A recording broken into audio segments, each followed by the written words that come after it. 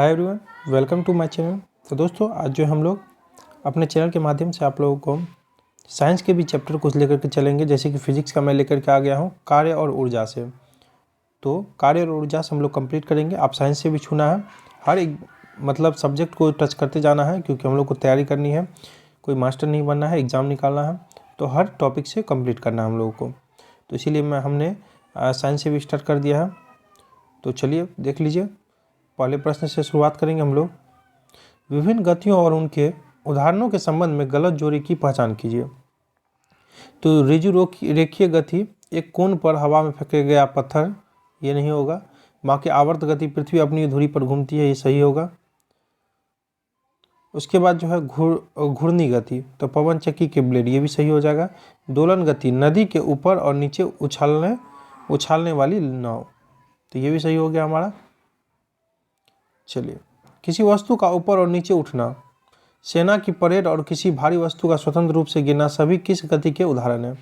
तो यह है ऋजु रेखीय गति। अभी पढ़े थे हम लोग। अब ऋजु रेखीय गति के बारे में जान लेते हैं। तो ऋजु रेखीय गति जो है एक रेखीय गति जिसमें वेग की दिशा स्थिर रहती है, ठीक है, और पथ सैनिकों की परेड की तरह एक सीधी रेखा होता है। आवर्त गति एक ऐसी गति है जिसे उछलती गेंद की तरह समान अंतराल में दोहराया जाता है। घूर्णन गति एक निश्चित कक्षा में एक चरखा की तरह एक वृत्ताकार पथ के चारों ओर एक वस्तु की गति है। दोलन गति को एक साधारण पेंडुलम की तरह अपनी निश्चित स्थिति के बारे में शरीर के आगे और पीछे की गति के रूप में परिभाषित किया गया है। दिया गया समीकरण डैश संबंध का वर्णन करता है। S बराबर ut plus half A T square, S बराबर ut plus half A T square. तो आसान सा है, स्थिति समय का। ऑप्शन ए स्थिति समय का बहुत पूछता है। चलिए आगे देखेंगे हम लोग। दो बिंदुओं के बीच विभवांतर ज्ञात करने के लिए सही सूत्र की पहचान करें। तो v equal to W by Q, v equal to W by Q.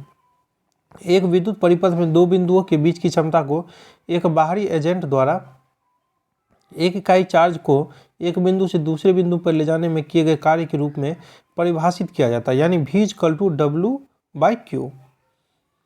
चलिए आगे है हमारा जल विद्युत शक्ति केंद्र यानी हाइड्रो इलेक्ट्रिक पावर स्टेशन। टरबाइनों पर पड़ने वाले सॉफ्ट को घुमाने वाली जल की शक्ति का इस्तेमाल करके विद्युत उत्पन्न करते हैं। टरबाइन के सॉफ्ट को घुमाने से पानी की स्थितिज ऊर्जा डैश ऊर्जा में परिवर्तित हो जाती है। तो obvious सी बात है गतिज, देख लीजिए ऑप्शन डी हमारा गतिज ऊर्जा हो जाएगा। अब चलिए कहा क्या रहा है इसमें, जल विद्युत संयंत्रों में एक टरबाइन पानी की संभावित ऊर्जा को गतिज ऊर्जा में गिरते पानी की गतिज ऊर्जा को यांत्रिक ऊर्जा में और फिर एक जनरेटर यांत्रिक ऊर्जा को विद्युत ऊर्जा में परिवर्तित करता है।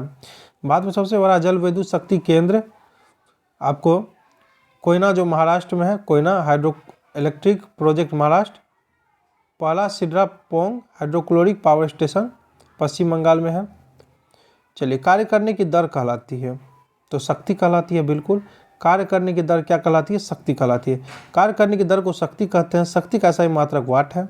एक हॉर्स पावर 746 वाट है। आवेग किसी वस्तु के समय में परिवर्तन है जब वस्तु पर समय के अंतराल के लिए बल द्वारा जो है कार्य किया जाता है। आवेग की SI इकाई न्यूटन सेकेंड है, न्यूटन सेकेंड। बल किसी वस्तु पर किसी अन्य वस्तु के साथ परस्पर क्रिया के परिणाम स्वरूप होने वाले धक्का या खिंचाव है। बल का SI मात्रक न्यूटन है। ऊर्जा कार्य करने की क्षमता, ऊर्जा की इकाई जूल है। यांत्रिक ऊर्जा स्थितिज ऊर्जा और डैश ऊर्जा का योग है, तो गतिज ऊर्जा का है। स्थितिज ऊर्जा और गतिज ऊर्जा मिलकर यांत्रिक ऊर्जा बनती है। यांत्रिक ऊर्जा जो है स्थितिज ऊर्जा और गतिज ऊर्जा का योग है, ये ध्यान रखिएगा। अंग्रेजी भौतिक विज्ञानी जेम्स प्रेस्कॉट जूल डैश के आधार को रेखांकित किया। तो ये हो जाएगा संरक्षण का सिद्धांत। करा अंग्रेजी भौतिकी विज्ञानी जेम्स प्रेस्कॉट जूल ने डैश के आधार को रेखांकित किया, तो संरक्षण का सिद्धांत के आधार को रेखांकित किया।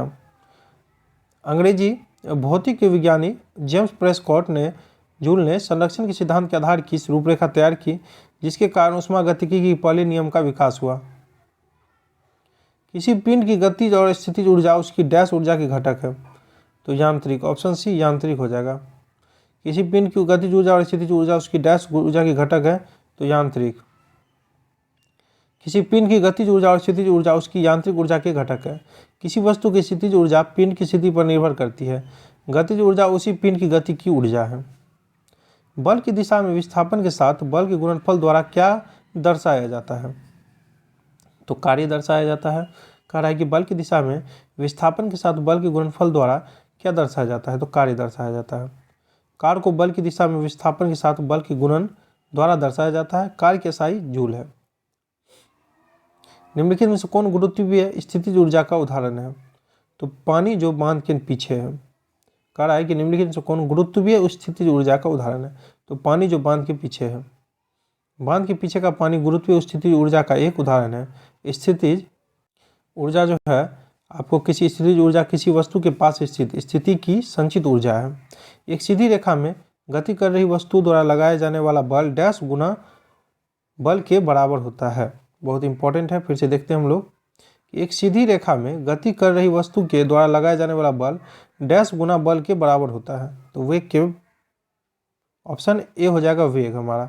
एक सीधी रेखा में गतिमान वस्तु द्वारा आरोपित शक्ति बल गुना वेग होगा। निम्न में से कौन सी राशि सदिश राशि नहीं है, बहुत इंपॉर्टेंट है। सदिश राशि जिसमें दिशा परिमाण दोनों हो और नहीं हो तो कार्य हमारा हो जाता है ऑप्शन ए कार्य। वो राशि जिसमें परिणाम और दिशा दोनों होते हैं एक सदिश राशि होती है। दिए गए विकल्प में कार्य को छोड़कर सभी राशियों का परिमाण और दिशा है। निम्न में से कौन सी ऊर्जा समुद्र से नहीं मिलती है, समुद्र से नहीं मिलती है, तो भूतापीय ऊर्जा। आपको ज्वारीय ऊर्जा मिलती है, तरंगीय ऊर्जा मिलती है और सागरीय ताप ऊर्जा मिलती है, तीनों मिल जाती है। और ये भूतापीय ऊर्जा हमारा राइट आंसर हो जाएगा, यही नहीं मिलती है। पृथ्वी की ऊष्मा से प्राप्त ऊर्जा को क्या कहा जाता है, तो भूतापीय ऊर्जा कहा जाता है ऑप्शन ए भूतापीय ऊर्जा। भूतापीय ऊर्जा को पृथ्वी में संग्रहित ताप से निकाला जाता है। भूतापीय ऊर्जा पृथ्वी की उस उप सतह के भीतर प्राप्त ऊष्मा है। जल या भाप भूतापीय ऊर्जा को पृथ्वी की सतह तक ले जाते हैं। इसका उपयोग बिजली उत्पादन के लिए भी किया जाता है, बिजली उत्पादन के लिए भी किया जाता है। चलिए वीडियो यहीं पर समाप्त होती है। ऐसे में अब बायोलॉजी से भी, केमिस्ट्री से भी, फिजिक्स से, ज्योग्राफी से, हर सब्जेक्ट से टॉपिक उठाते चलूँगा, आपका टॉपिक कंप्लीट करता चलूँगा, जिससे आपको हर चीज़ का आइडिया हो जाए। तो चलिए, thank you, wish you all the best.